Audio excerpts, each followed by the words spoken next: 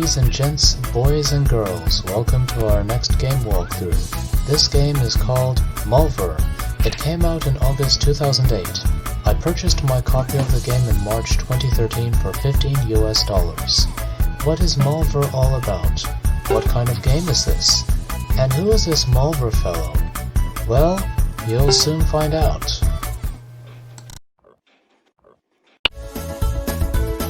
There is a backstory to this game. Oh no, old Uncle Miggles is in trouble. It seems he owes sneaky King Porco some money but can't pay. To free Miggles, Porco wants you to find the 3 OGRE crystals hidden throughout the kingdom. You must help Uncle Miggles. So in this game, which is a 3D platformer, you control Miggles' nephew Mulver. He's the little purple guy with the cowboy hat, and he's ready to kick some butt. You use the left and right arrow keys to move left and right, the up and down keys to move forward and backward, and the space bar to jump. Pretty simple in of itself.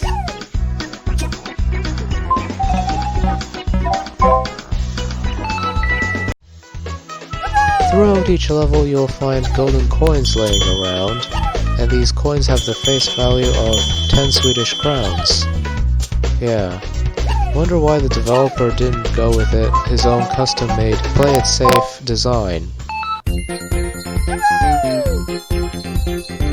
Throughout this game you'll also encounter these purple gems that you can collect for more points. You will also see thorns laying around. You must avoid those if you do not want to lose a life.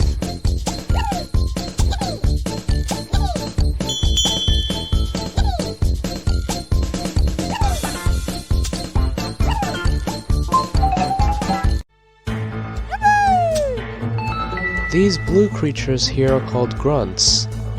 They lurk around the place, probably serving as King Porco's henchmen. Regardless, we should not touch them at the risk of losing a life.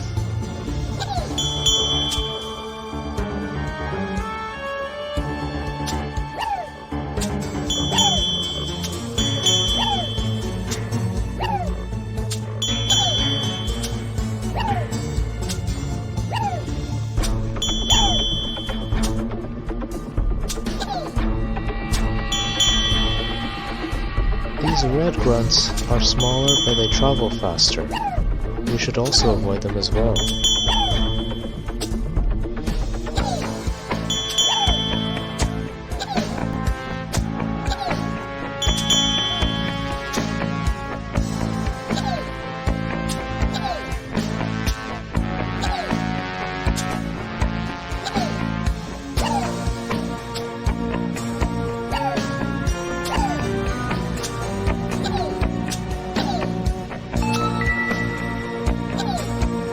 In some levels there are portals to areas they would not normally reach, such as these stones.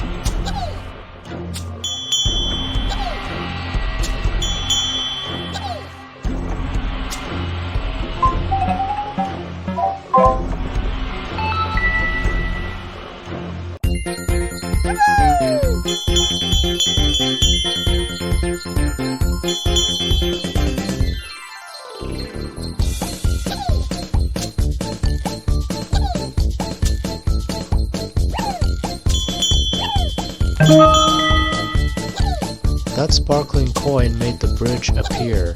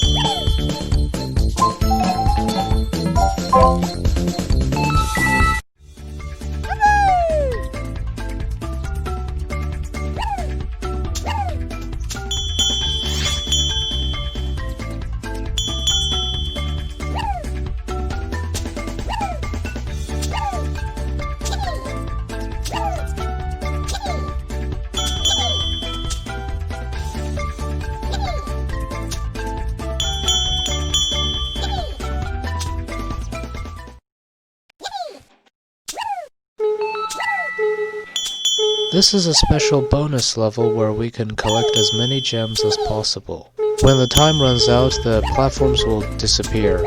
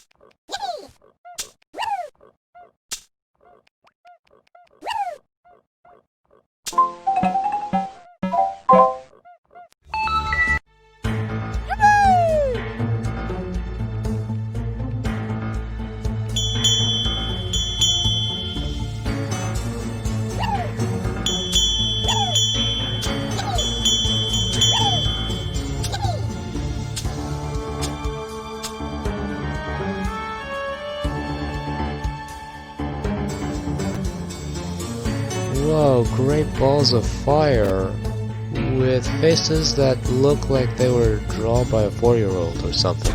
I don't know. Still not a good idea to touch them anyway.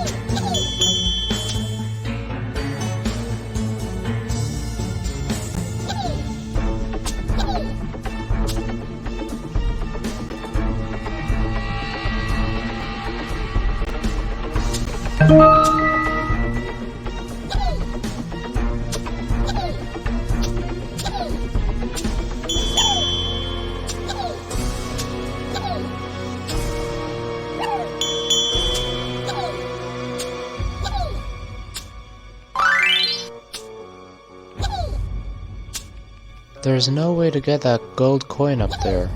Oh well, it's just a coin.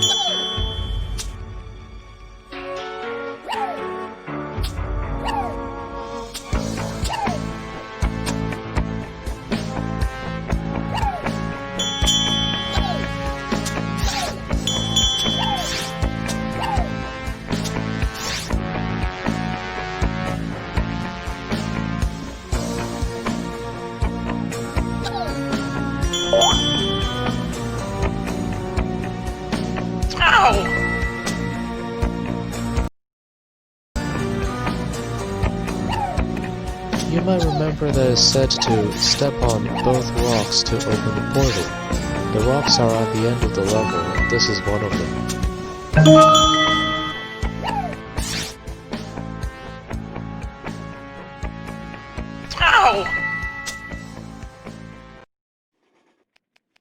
Now let's get to that other rock.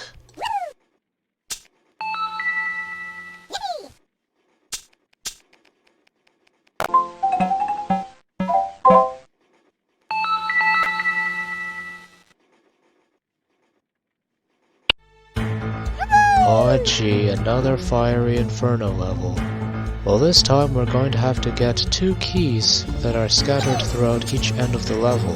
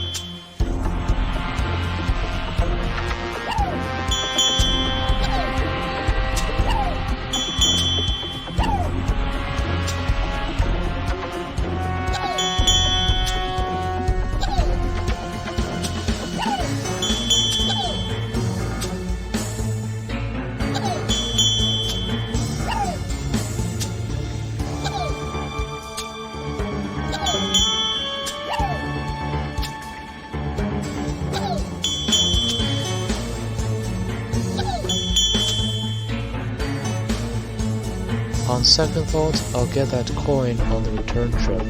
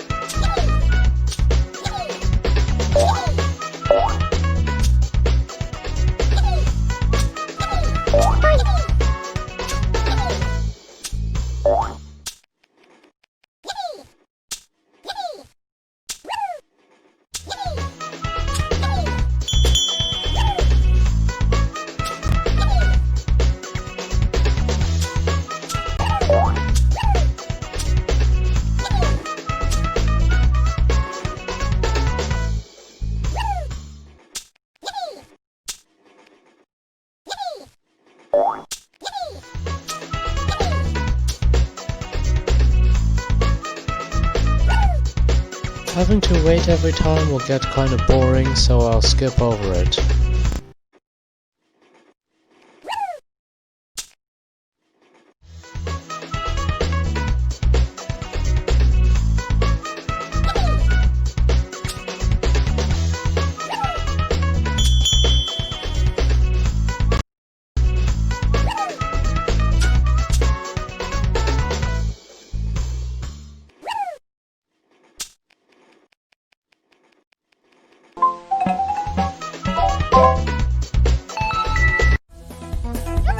What's this? The tide is rising.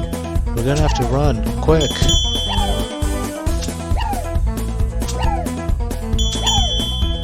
Ow!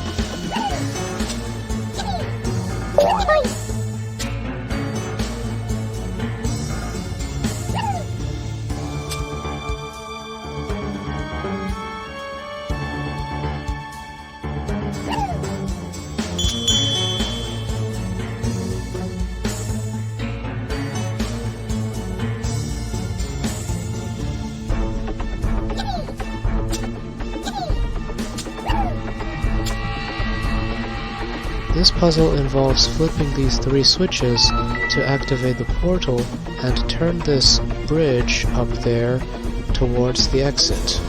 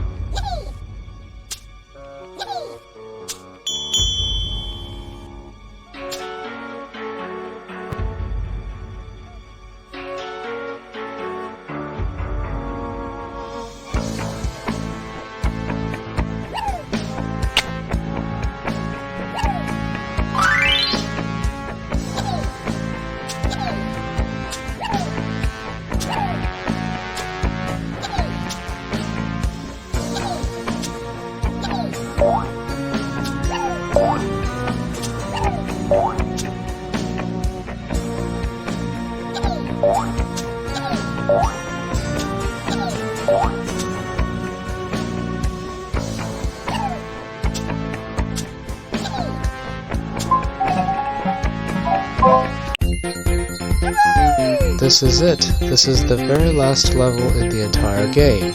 Can we beat it?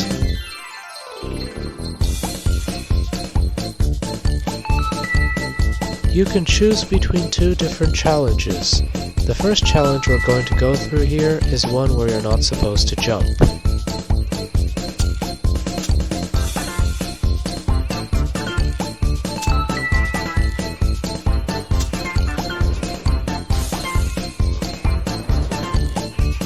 This is a new type of grunt that not only can fly, but also spit fireballs. Ow!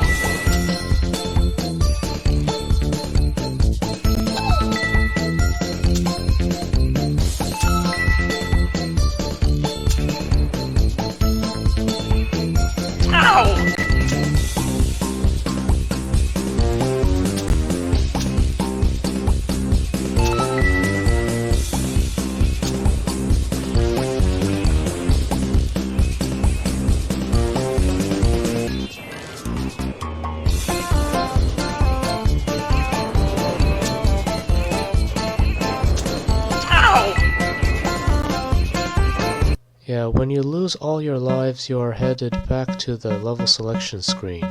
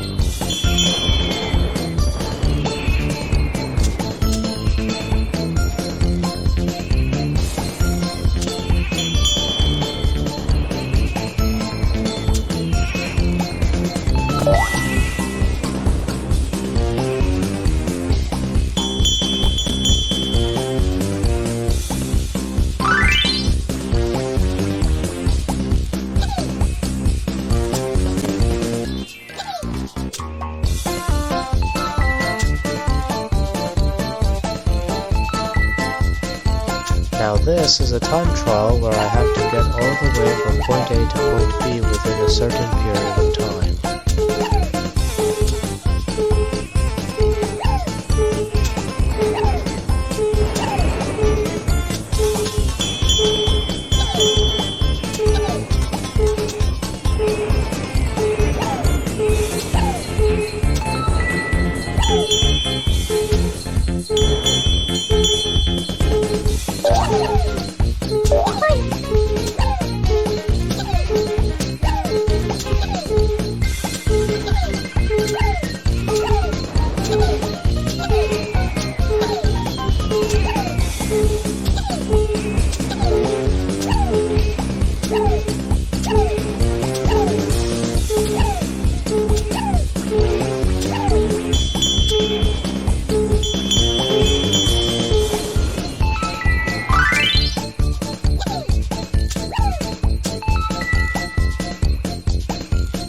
Yes, we finally beat this final level, and therefore we have beaten the entire game. You did it! Porco is happy and so is Miggles. Be sure to check out www.spelagon.com for updates and for other games that are being produced. Although the last time I checked there were not that many games around. And it's just starting to spin for whatever reason. Oh well, this is the end of the game after all. Nothing else happens afterwards. That's just about it.